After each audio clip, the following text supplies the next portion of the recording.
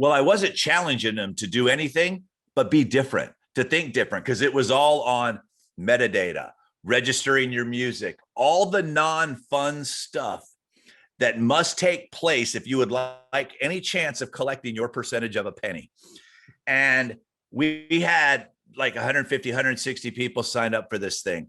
Those are the people that are going to have, in my opinion, based on whatever level of success that they've set up for themselves, they're going to have the best chance at achieving that because they're treating it like a business.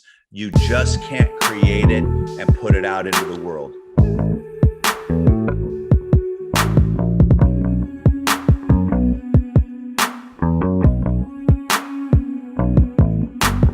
All right, what's up, guys? Welcome to the Midi podcast. I asked Rick, what's the bio? How do I introduce him? And he said, introduce me as my buddy Rick. So, Rick, my buddy, welcome to the Midi podcast. Dude, I'm excited to be here. You know, I feel like we've known each other so long, and you've been so gracious to have, introduced me to a lot of your audience. Many of the people listening to this I've met in the past. And it's just like, I'm just Rick, I've worked with some people, and yes, I've accomplished some things, but go to Google if you want. That's just know that I'm an entrepreneurial freak, just like everybody else listening to this. I love what it is that you do, and I'm just excited to be a part of it. So yeah, I am your friend Rick for sure. Cool, man. I'm excited. I'm excited to get into it because you're somebody like me who geeks out on this stuff, the entrepreneurial stuff, the mindset stuff. How do we? It says execution on a sign behind you. How do we execute the stuff?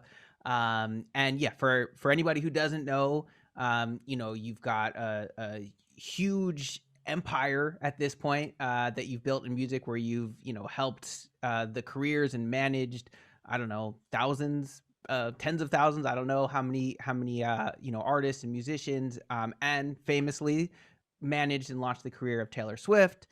So just so everybody knows, just get that out of the way so they know you got some authority and you know what you're talking about.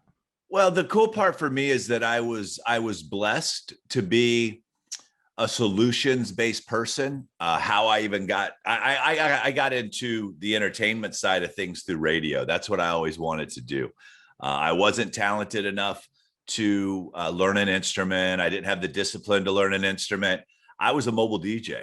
I had one of the first mobile DJ companies back in the 70s in Alabama, early 80s. In high school, I'm doing all the college parties because I befriended a rich kid, and we used his parents' money to buy our equipment, and he could drive. But I had the personality to get on the mic and just kind of do this thing. But whatever situation I was ever put in, I always tried to ask questions to find out what the problem was. One of the problems that I realized early on with radio and with record companies is it was very expensive to do radio tour. And I was in Santa Barbara. I know you're in the Bay Area. So in country music, I'd built a country radio station in 2001 to get artists to come out, even at the beginning stages of their career, unless it was summer and touring season, they just weren't making their way. So I ended up creating the first ever radio tour where artists actually got paid. And I didn't ask for anything. I didn't ask to be paid. All the money went to the artists. The record companies freaked out. They were like, oh my gosh, usually we have to pay radio. It's very expensive. And now I just saw a problem, created a solution. And that's what put me on the radar of Big Machine Records. That's what brought Taylor to me. That's what allowed me to have her as my first client when she was just a teenager. That's what allowed me the opportunity to have success with her, to then get the attention of Sony Music, and then to get the attention of Live Nation. And then, 6-7 years ago, I just decided that, it's like, as long as people keep having babies that want to be famous, I never run out of a potential market.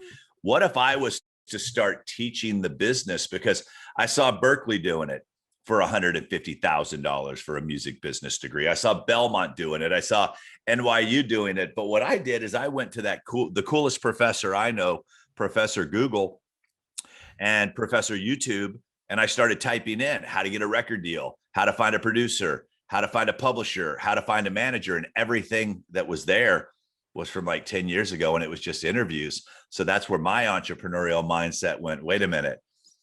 If people are typing in this, Why don't I become the solution to that? Taylor's family and the record company paid me $150,000 to be her manager. So that's why the book's called the $150,000 music degree. And it's also a knockoff on all the universities or traditional ways of getting education, where they're going to charge you $150,000 a year for theory. And for $500, I can teach you the music business, but from the reality side. So, and then that's kind of how we connected. So I've always had this entrepreneurial mindset. I come from divorced parents, free lunch program, food stamps, started working at a young age, you know, because my mom, she was doing her job. And if I wanted anything, I had to do it. So I've always had that mindset and that mentality. And it's helped me create an amazing life for me and my family. And it's allowed me to help tens of thousands of artists all over the world, whether they've, you know, listened to my podcast or gotten a free copy of my book or bought one of my $97 courses or $1,000 coaching program. I've been able to touch a lot of people's lives, and that's meant a lot to me. Yeah, man. God, so many gems in there. I mean, the biggest thing I think from that story is it all starts with solving problems, right? Like seeing, okay, well, here's this problem. These artists aren't getting paid. You know, people need this information, and really, that's what being an entrepreneur is. And that is definitely the thing that I've been stressing for producers, right? Which is most of our audience is like, okay, how do you solve more problems? Okay, if you've got a beat, like, cool, sell a beat lease to an artist that is solving a problem, but guess what? There's millions of other producers solving that exact same problem. So how can you solve a higher level of problem? How can you solve more problems? How can you do something that brings more value? And really, the answer is you solve problems. Like, that's literally what it is. Yeah. How do you become the red apple in a bowl of green apples?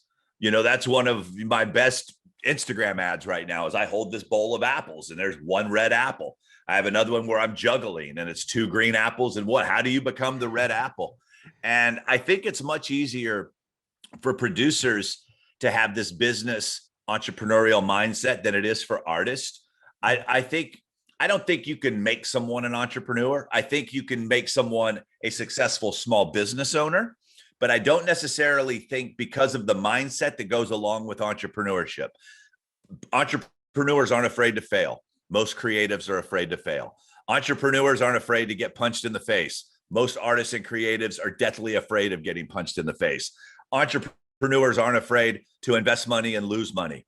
Most creatives and artists hold on to their money and they'll only buy equipment. They won't buy knowledge and experience, but they'll buy gear. So you can't all of a sudden just teach someone to be an entrepreneur, but you can teach someone to be a successful small business. And those successful small businesses that also have an entrepreneurial mindset, to me, those are the people that go on to do better things. Ryan Tedder is an entrepreneur. He's like, hey, do I want to just stay in this lane or do I want to go venture down a bunch of different lanes? There may be a lot of you here that have understood. I am the tree. Spotify is a branch of the tree. Sync is a branch of the tree. Selling my beats is a branch of the tree. Producing an artist is the branch of a tree. That's an entrepreneurial mindset. A small business owner is, what can I do? How can I make money? And cool. That's kind of our day. It's like, here's my product. Give me my money. That's the exchange. The entrepreneur is saying, where are the problems that can be solved? Where can I go do this? If this person's leasing 10 beats, how can I lease 20 beats and make it better? How can I always be providing more? To me, that's what a great entrepreneur does. Yeah, no, for sure. And I will say, like, I never thought of myself as an entrepreneur. I never, I was doing, and look at you now for 10, look at me now. But that's kind of my point, right? Is like, if for the creatives, for the producers that are listening to this, they're like, yeah, I am a creative. I am a perfectionist. I am scared to fail. If you're willing to admit that to yourself, which I am now, that I have been like that. But you said you can't learn it, which maybe is true, but I think I didn't even know it was in me. And I think I started by, okay, here's the tactics. Let me start learning this stuff. Let me be a small business first. I never really thought about it this way, but maybe that now that you're saying, it was like, all right, I am a creative. I'm not an entrepreneur, but let me try to be a small business first. And then it unlocked something in me where I was like, oh, wait a second, this stuff. But here's where I'll disagree with you, because you were an entrepreneur because you saw a problem and you went and solved it. Most small businesses don't solve problems. They put out a product and they collect income for the product that they put out there. You know, you got a lot of stuff and a lot of flack because you started teaching the business side of things. And I looked at it from the outside saying, shame on anybody who isn't going to go out and put in the time, the money, the energy, the failures that you had in order to teach the successes. You're the least bragging person I know in my life when it comes to this thing. But I sat there and I said, this is a guy who said, wait, because here's the thing. Bottom line, we have to remember this. If your beat sucked, your business would suck. So you have the producer talent. You were in the rooms with the people that allowed you to be able to go do this. So that's the part that's entrepreneurial. Is you said, okay, wait a minute. Like the same with me. Okay, I've been blessed to have been in rooms that a lot of people don't get to be in. Sure, I could sit here and rake every mom and pop for thousands and thousands of dollars, promising to make their daughters the next Taylor Swift. You could be promising. How do you get into a room with Snoop Dogg? How do you? But that's not what you do. It's like, how can you make money with your business? How can I take what I've done, which is, by the way, guys and gals listening to this right now, how can I take my failures, the many failures that we've had as entrepreneurs, and teach you how not to do that by showing you these examples? No one that's successful is teaching strictly off of just winning. They're teaching also off of losing. And most people and creatives don't have the balls to show anyone that they've ever lost. So all you ever see is the cars and the bling and all the BS that's out there. But when somebody like you gets out there and says, look, this is where I failed, so let me show you so you don't have to. This is what I thought was the cool thing to do because all the cool kids were doing it. And this is the lessons I learned by not trying to be one of the cool kids. But first I had to try to be one of the cool kids in order to get my ass kicked, so that I learned I don't have to be the cool kid in order to be successful. When Gabe walked out on stage, I was at ClickFunnels. 99% of the audience, when the introduction happened and his accolades happened, were expecting a black guy to walk out on that stage. Instead, a tall, lanky Jewish dude who's had success because he's had more failures. We've all had more failures than we've had successes. I had drug addiction in my story. I have jail time in my story. If there's a Knuckle Head of the Year award, I would have received it. On many years, I would have been the last man standing on the Knuckle Head of the Year award. But I was able to overcome my stupidity and get out of my own way and take from those that saw more potential in me than I saw myself. I've always had an entrepreneurial mindset. I just didn't know what it was called till someone came up and like, dude, you're like the Gary Vee of the music business. I'm like, who's Gary Vee? And they said, no, there's this dude and he does this. And I listened to Gary and I'm like, okay, I see how Gary and I are a lot alike. We're both solutions-based people. He drops way more F-bombs than I would ever drop, but we're solutions. It's like, we'll see a problem, identify what the problem is because we all see it. And then we come to a solution. And that's what I love about people like you. That's why I'm even agreeing to be on this podcast with you, because you are a solutions-based person. I just don't go on podcasts and people could go, and this week we've got Taylor Swift's former manager. And somebody said to me, it's like, dude, you launched her career. I'm like, no, I was part of the team that launched her career. They're like, well, we're going to have the guy that taught Taylor Swift everything about social media on our podcast. I'm like, dude, when I started with Taylor, we only had MySpace. Everything I know about Facebook, YouTube, and Instagram, Taylor was long gone and out of the picture. So we know who the people are that just like to parade stuff around. And then we know who the roll up their sleeves are and get busy. And that's who you are. So you may have never considered yourself an entrepreneur, but you always had that in you. Because here's the thing. Could you start over today from zero and be okay with what you know and what you've experienced in your life? Could it all walk away today and you not go into panic mode and freak out mode and have some level of success where your bills got paid next year? I could have some level of success. I Yeah, will me say too. that, Me too. I think my nature is I just get anxious even when things are Yeah. going well. So I'd probably panic, but I have, to your point, I have the skill You'll set, I panic for a have the day because knowledge. you're human. Yeah, you'll panic for a But day. yeah, but I have that foundation and I have that knowledge, and I know now how to build something from scratch, especially because, like you, I've now gotten the opportunity to teach other people how to do it from scratch. It's Sure. one thing to do it once on your own, which is hard enough, Yeah. but to have a repeatable process to teach other people, that's I've learned even Well, and harder. that's for the producer that's listening right now is, or if you're an artist, is think about this. It's like, okay, whose problem can I solve today? And you will never worry about paying your bills again. Right. Now, it may take you a few days, like any good business, to get the systems and the process and the structure in place to be able to solve those problems at scale. That's kind of what we've done. I was having lunch with a buddy of mine today, and he's from Texas, and in Texas, you hear about the Texas music scene. These artists, all they think about is selling hard tickets. All they care about. They do very small front end guarantees. They want bigger back end. So that's like, hey, if I put 5,000 people in the door at $15, why am I only going to play for $1,500 that night and let the venue make all the money? I'll let the venue pay me a small guarantee versus a percentage after a certain number. And then we'll keep a higher percentage on our merch. So they eliminate most of the risk for the venues.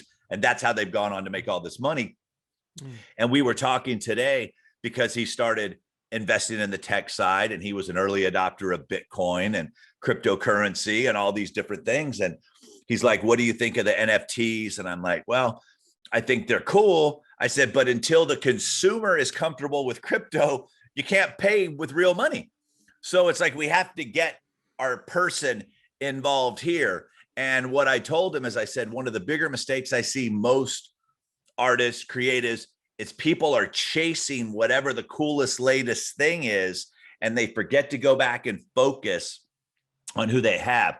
They want all this attention, but they don't know how to serve the people that they currently have. I'm like, hey, get all your mistakes out of the way with 100 followers on Instagram, not 100,000 followers.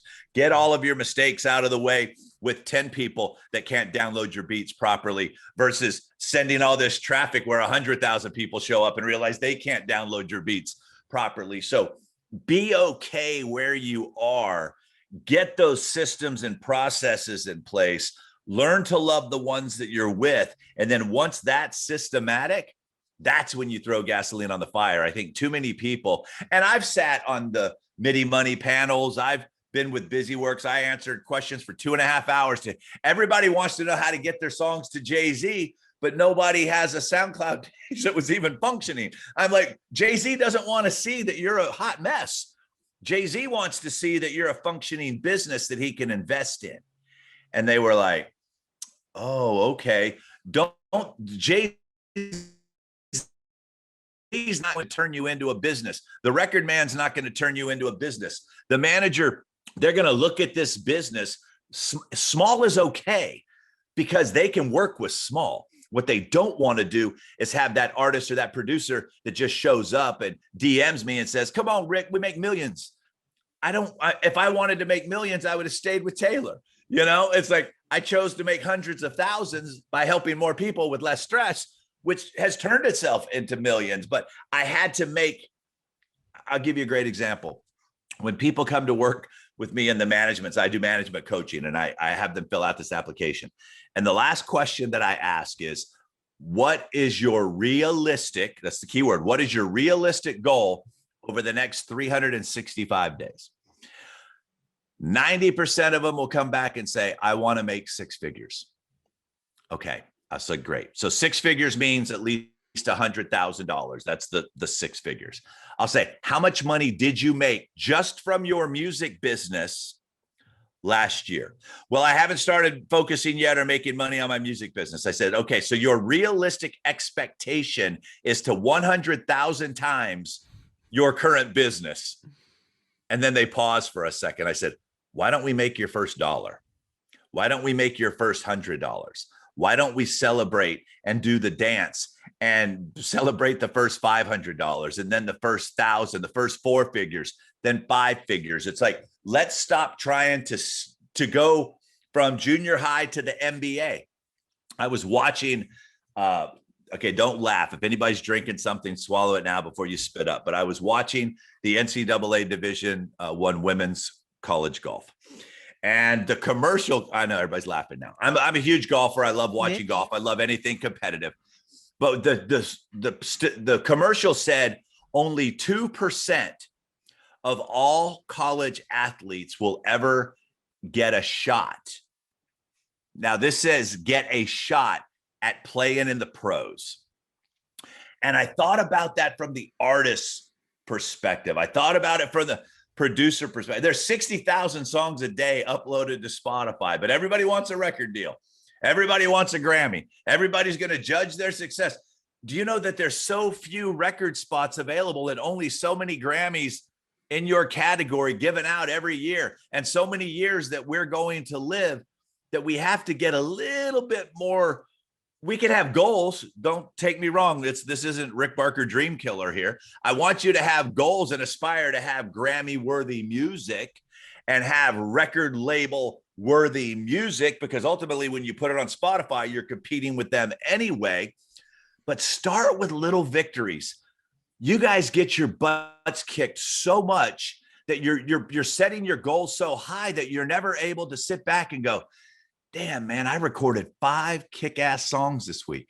I just had 3 artists reach out to me on Instagram asking me if they could have access to that beat, that they loved it so much. When that stuff happens, celebrate those victories. Celebrate those victories. And that's one of the things that we talk a lot about, Gabe, when we talk just as friends, is whenever we're having mindset issues for ourselves in our own business. Because trust me, I get my ass kicked more every day than I have victories. I mean, we all do. And it's like, and we put so much into creating these opportunities. And then sometimes we just need to get on the phone with each other and just go, and then it calms down real quick. And surround yourself with some people that you can just be straight up honest with. I think too often the creative community only surrounds themselves with those people that tells them how great they are, that they don't have that friend that they can just go and say, you know what, today sucks. Right now, I'm not off to a great start today. Somebody who knows you well enough, that you respect well enough, that can say, you know what, take a deep breath. Matter of fact, why don't you not do it? Why don't you get out of the studio today? Maybe today's the day you need to go hit golf balls, or you need to go down to the park, or you need to go do something. I don't know that we can always solve our problems staying in the problem. I think sometimes we have to extract ourselves out of that problem. And some of you guys are like road warriors, 20 hours in the studio, 16 hours in the studio. Get out of the studio every now and then. Go volunteer someplace one day. Go find, when during the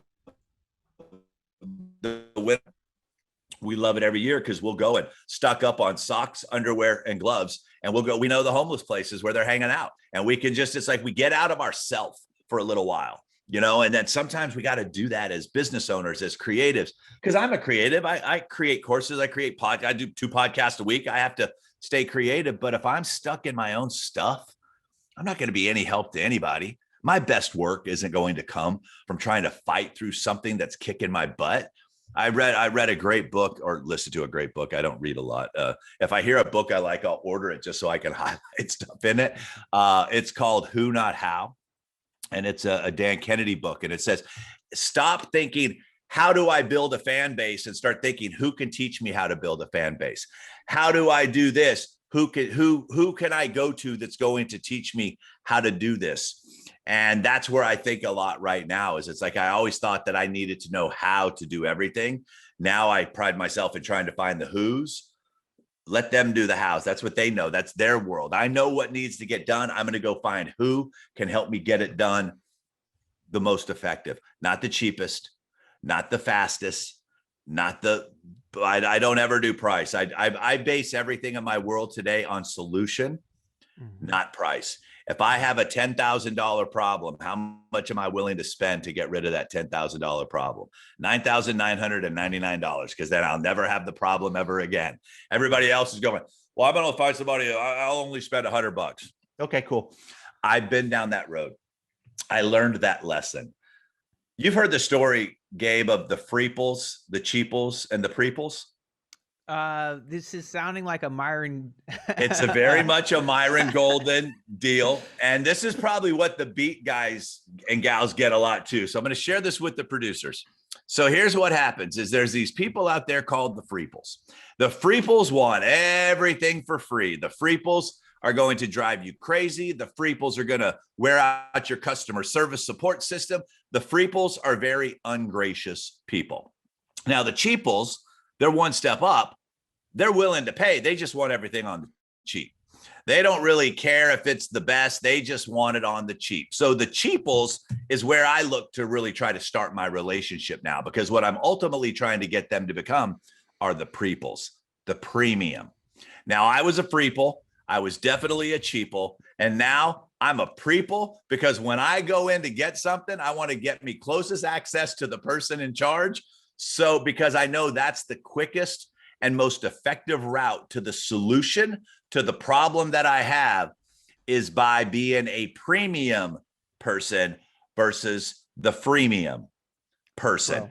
Bro, no, it's so, I mean, we've been in some mastermind groups together, right? And they're not cheap. They're very, very expensive, but that's the definition of what you're talking about there, right? With the premium people, and you the look proximity around, yeah, you have proximity to the most successful people, and if you look at the people who are in those groups, they're the most successful people. They all understand that concept. So yeah, I think that's so important. And man, I can just sit back because you just dropped so many gems in the past like 20 minutes or whatever. Talking about shiny object syndrome and not getting into that, talking about breaking down those goals into bite-sized chunks and actually celebrating those little wins, along the way, having the right community of support, understanding that not learning how to do everything yourself, but finding the right people, and also understanding that exchanging your money for time is actually a win for you, not vice versa. So yeah, hopefully everybody's been taking notes, because there's been so many gems there. And I know that's stuff that you teach your community. I'm curious about this. I think we've seen in some of the masterminds and stuff that we've been in, some people do really well, some people don't. I'm sure for the people you teach, there's some people who are do even better, like the best. And I'm wondering if you have some ideas of those people that are the most successful. What are some of the commonalities? Like, what are the traits of those people that you've taught that are the most successful, that other people can be like, all right, let me see if I can try to emulate that. balancing expectations and the business side of things. Those who really treat it like a business. I'll give you a great example. So one of my clients, Elliot Graber, came to me and he went straight for the social media stuff. He just wanted to build an audience. He's like, I just got to get my music out. I got to build the audience. And I'm like, well, just don't forget to go back and get into the business setup thing. Let's get our music registered properly. Let's do all these things. And he's like, oh, I've been putting out music for 10 years. I'm just going straight after the social media stuff. And I'm like, okay, cool. So all of a sudden, for whatever reason, I had been talking about it and there was information inside the course on it. And I even highlighted it in my presentation on the webinar where I actually sold the course, but he didn't hear it because he wasn't ready. So in December of this year, he sends me the subject line said success story. And it says, Rick, OMG.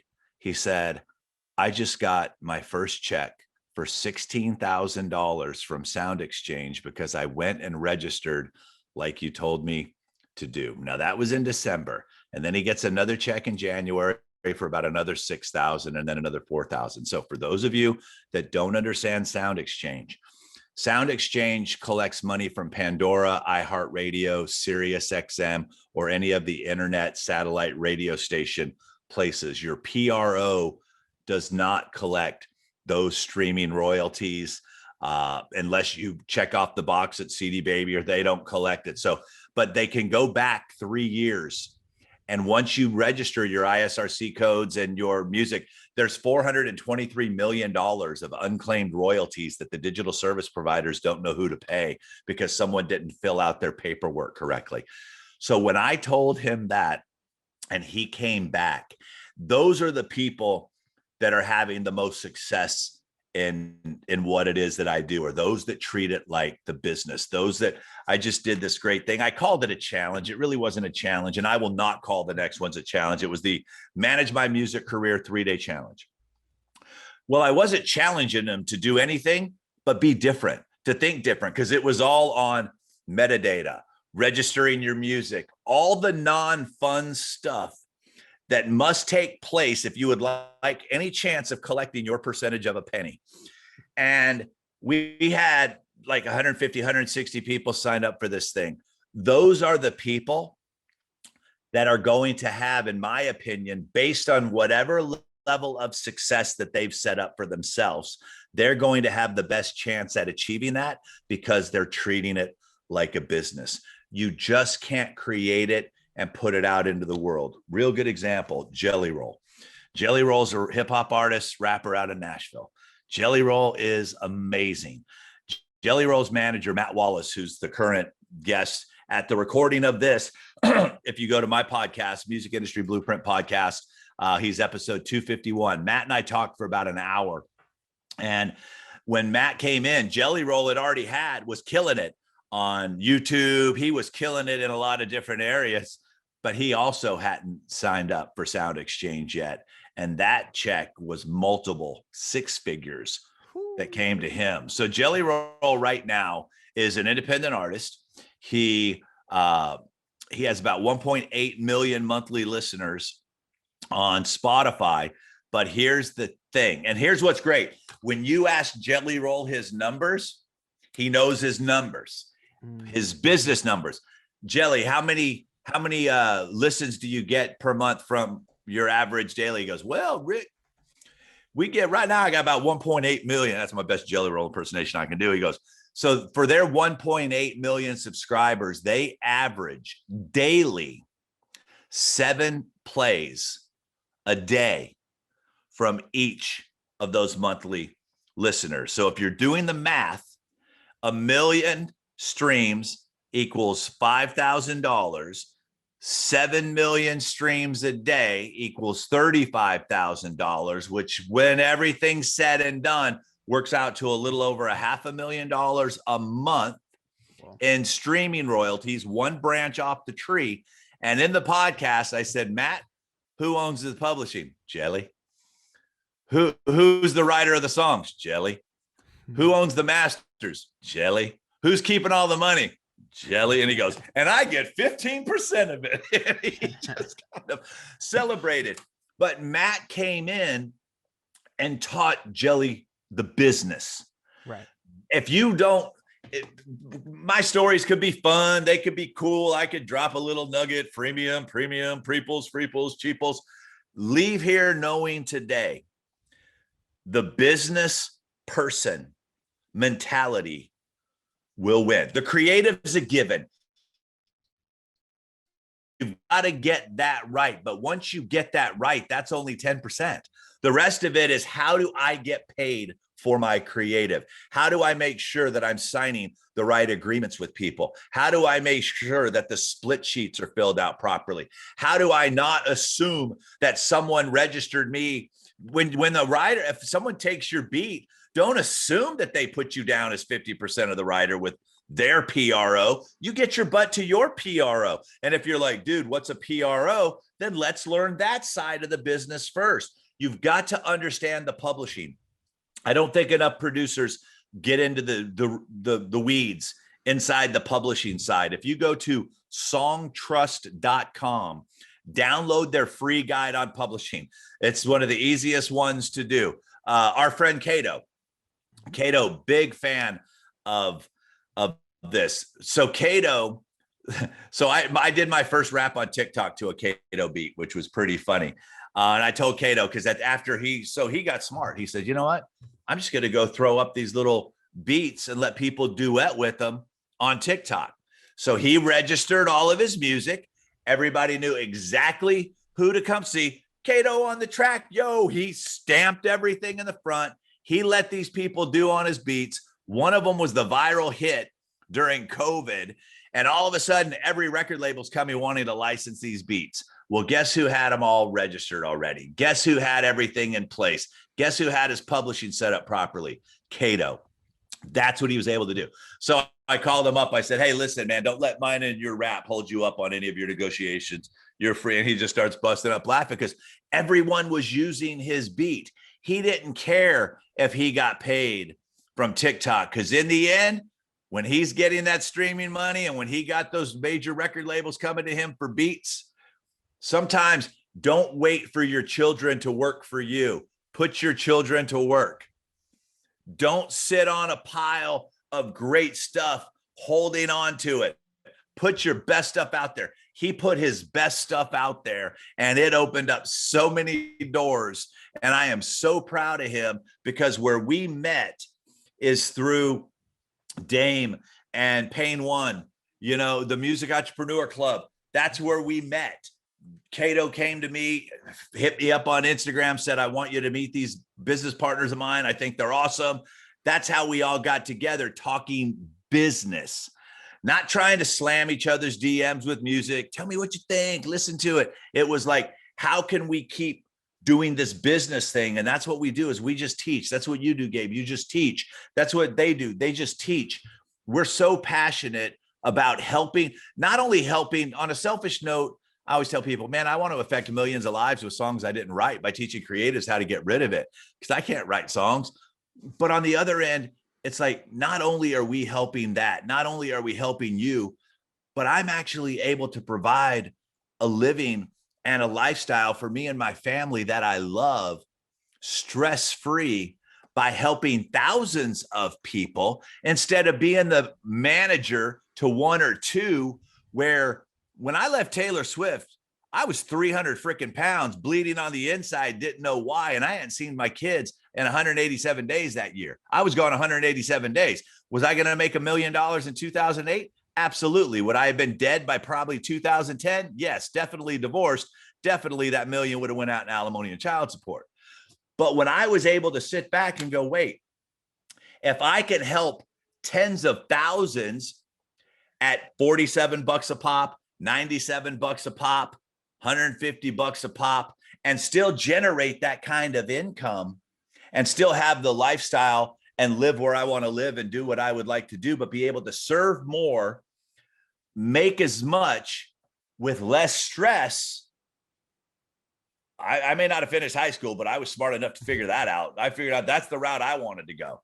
You know, I didn't want to chase. And that's where I think sometimes for you listening to this as a business owner is, I did not need to be the next Irving Azoff in order for me to feel that I had made it or been successful, because that's not where my strengths are. My strengths are in the development. My strengths are in the coaching.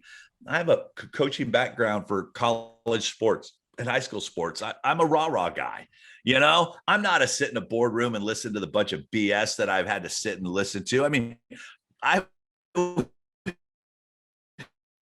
used from label meetings because I'd call bullshit too quick. I would ask the question. I'm like, that makes zero sense. That's not what they want to hear. Everybody's in there going, that sounds great. That sounds great. I'm like, no, that's ridiculous. You know, how do you, so I'm a different kind of guy. I always tell people I'm like sushi. I'm an acquired taste, but I just love the fact that if you're sitting here listening to this podcast right now, you are a special breed. That automatically makes you different. Now, the next challenge I have for you, I want to say this the right way because I don't want it to come across the wrong way. And Gabe, you'll be able to make it smarter than I am. At some point, you have to take what you know and start doing stuff with it. So often people go from webinar to webinar to podcast, and nothing gets done in their business. Guilty as charged. I always thought that the solution was buying the next course when it was actually putting to work what I just purchased in the first place. I've seen that happen a lot. I see people, and I sent out a very interesting email today where I just kind of went all off on people. I'm like, look, you've been to 3 freaking webinars where you've heard me say the same damn thing. You've stayed the whole entire time and you didn't take me up on my $47 offer. It's time for you and I to end our relationship, because I can only help people that are serious, and you're obviously not serious. And if you tell me, Rick, I can't afford $47, then you're not a business person. If you're telling me that you can't go out, I'll go give blood and get paid $47 or plasma to pick up something that can solve one of my problems. I'll go in the garage like Gary Vee and sell something with a cord on it, but I just had to figure out who my audience was, and also to do them a favor by having that honest and tough conversation. People are like, weren't you afraid they'd unsubscribe? I need them to unsubscribe. Unsubscribes are my friends. Right. Unsubscribes and non-opens affect my open rates. I would rather have 2,000 people who absolutely loved what I do and were giving it all in their business than the 60,000 that are on my list right now. I've got 60,000 people on my email list. I got about 4,700 buyers. I'm trying to figure out how to ethically get rid of the other 56,000 so that they can go waste somebody else's time, because I cannot serve the non-business thinker. I am not for the hobbyist. I am not for the person that wants to be famous. Don't call me and ask me what I think about your music. You should not care what I think about your music. I always tell people, ask me what I think about your website. Don't ask me what I think about your music. Go to Gabe. He's the music guy. I'm not the music guy. Especially in the space that I'm in, Gabe. I help so many people. I'm like, look, unless your audience is a 54-year-old white dude that loves hip hop, and my favorite station on Sirius is Fly, hip hop and R&B from the 80s, who, favorite concert over the last couple of years was Bruno Mars. I'm not your guy. It's like, you may be the best jazz person in the world. I always say, what do your fans think about it? That's what I want to know. What's the end consumer think about it? Not what Rick Barker thinks. You shouldn't give a shit what Rick Barker thinks. Yeah, no, exactly right, man. Once again, so many gems in there. I mean, the whole concept of like, okay, these are the people on my list that are actually, buyers. And the buyers part is, I don't want people to get hung up on that. It just shows that they're serious. And the same thing if you're a producer and your audience is rappers and singers that you're selling beats. If you're an artist and your audience is fans, it's like the important thing is, what are those 1,000 true fans, 100 true fans? That's the thing that's really important. Those are the people that are going to that matter in your career, right? So how do you develop that relationship? Yeah, and I'm spending more time creating more opportunities for my buyers with me, whether it's a workshop or whether it's this. It's like I made the mistake of always trying to go attract the new person that I wasn't loving on the people that had already give me money. You know what I mean? It's like, whoa, wait a minute. It's like, I thought, well, they're here. It's like, and then one of my mentors came to me and he goes, dude, this is where the difference between you not getting the 2 Comma Club and getting the 2 Comma Club was the more opportunities that I created for the people I already had. It wasn't new business that put me over the top.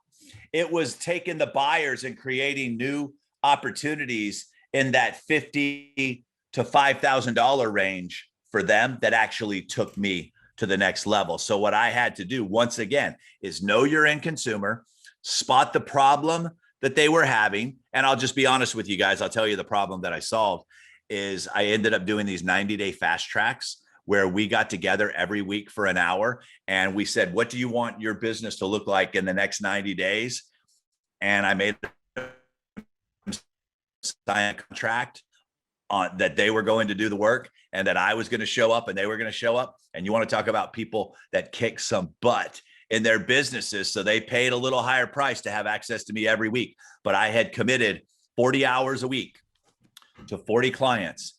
And we took them through this fast track. And that took me over the top here. And it also gave me some great testimonials of people that were like, dude, those 90 days that I spent with Rick. So go find yourself some artists that are willing to do the work.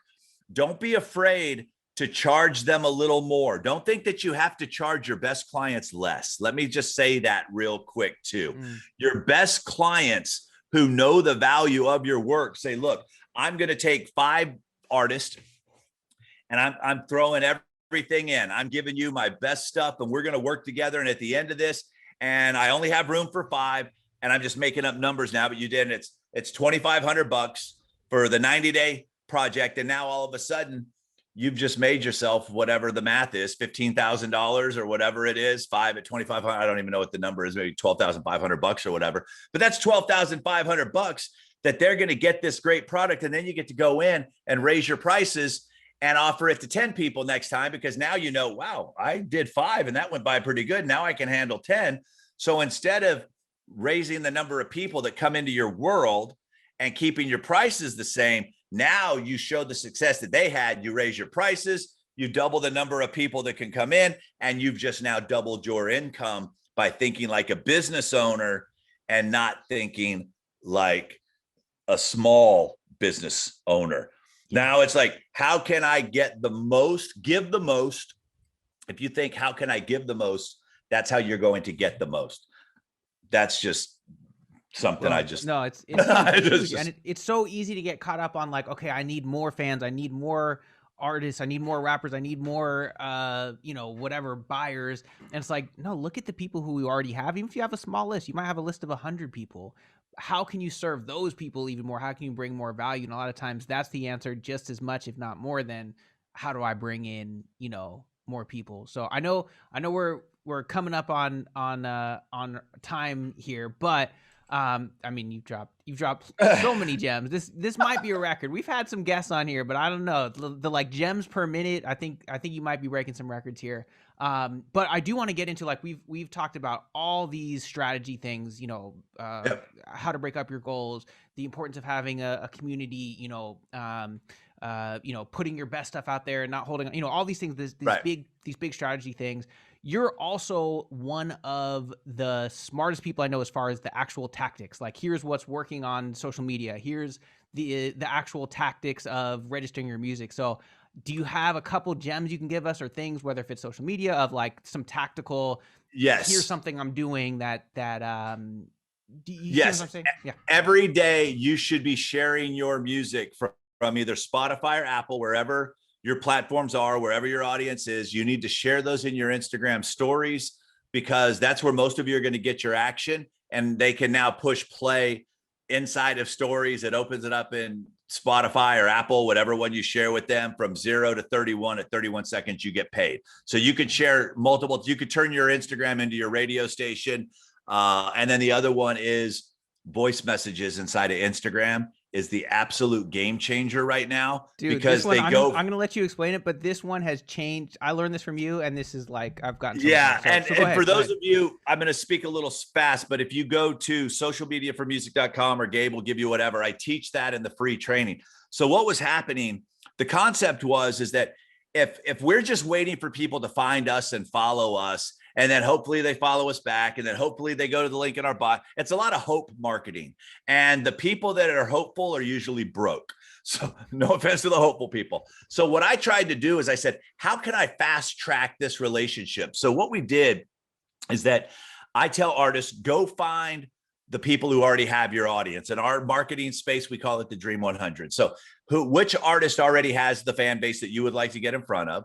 Go see who the people are that are leaving the comments and follow them. Do not DM them a YouTube link. Do not ask them to listen to your music. Don't do anything but follow them. These fans also get crazy about, oh my God, I got a new follower. They get the little notification. They go in and they see, oh, Rick Barker music. So then they'll come in, they'll follow me back. Instagram, there's a little microphone. I hit it on it. I go, yo, Gabe, what's up? It's Rick, man. Thanks for the follow back. By the way, when it comes to the music business, what's your biggest frustration? That's all I say. Once they tell me, then my assistant goes in and says, okay, they're having a problem growing a fan base. Great. Here's a link to social media for music. Hey, we're having a problem with this. Here's a link to this. So that's what we do. But what you can do as an artist is you could say, hey, by the way, out of curiosity, what's the last song that you listened to on Spotify? Now they're going to engage. So once they start talking, oh, cool. I'm an independent artist. Would you ever be interested in hearing some of my stuff? Yes, I would. Now they've just given you permission. Great. What's the best email for me to send you a private playlist? And now without hesitation, they give you their damn email. And I'm like, I'm spending thousands of dollars trying to get email addresses off of Facebook and Instagram. And I have one artist right now. She goes, Rick, how many times should I try before they give me? Because right now, for every 10, I'm only getting 7 emails. I'm like, girl, you need to come run my marketing. It's like, that's hilarious. So here's the thing. It's not scalable, but it's profitable. And I have decided I would much rather be profitable than scalable, because when we start to automate the relationship, but think about the people in your life that you are closest to. It's the people that you're speaking with, not the friends that you just type a message to them every now and then or wish them happy birthday on Facebook. So when you can get that voice, and if you're really good, there's that video button that works really well also. So that's just some stuff that has been really working on our end. I'm always trying to break down the barriers, get us closer to getting that email address, because if social media disappears, I'm all about websites, email address, and making sure your business and your music's registered properly. That's what my jam is. Man, gems on gems. And that one, by the way, has been huge. And for producers, it's perfect. Just send the message, hey, because you're going to speaking to a rapper or singer, just be like, hey, I listened to your last song, right? I went to your Instagram, so show some value, right? Go and like and comment on some of theirs. Send that voice memo of like, hey, I saw that last song, that was dope. Let me know if you're looking for any new beats. Bam, start the conversation there, and then takes you 8 seconds. Right. I can't even type that much because my thumbs are all whacked, so I have to back it up. So it's faster, it's quicker, it's more personal, and it will change the game for you. Like absolutely change the game. That's a huge gem on top of the hundreds of gems you've dropped already. Well, man, Rick, this has been incredible. Definitely, I know rickbarker.com is a hub where they can find a lot of stuff. At Rick Barker Music on Instagram. Yeah, at Rick Barker Music on Instagram. Don't DM me your music and ask me to listen to it, because I won't. Yeah, DM me and say, hey, this is where I'm lacking in my business. What free resource do you have? Because here's the thing with my free resources. I earn the opportunity to make an offer for you. So everything's going to start with me earning the right to ask you for your money. There's no place that you can go and give me money first. Let me earn it. So hit me up and say, this is where I'm struggling. What resource can you direct me to? And then if I've earned the right for you to want to spend $50, $100, couple $100 with me, let me earn that right. But I won't listen to your music. If anybody just sends a YouTube link, I delete it. I'm just being straight up and honest. That's not how I can best serve you. Tell me what your struggles are. I'll point you in the direction of a solution, whether it's for me or for someone else, and keep kicking butt, man. That's all I ask of all of you, is just give your best every day. Go out there and let your music change the world. Rick, this has been incredible. Appreciate your time. I know everybody listening or watching appreciates it as well. I'm not going to take any more of your precious time, let you go hang out with the family. But man, thank you so much for coming on. My pleasure, dude. See you, Rick.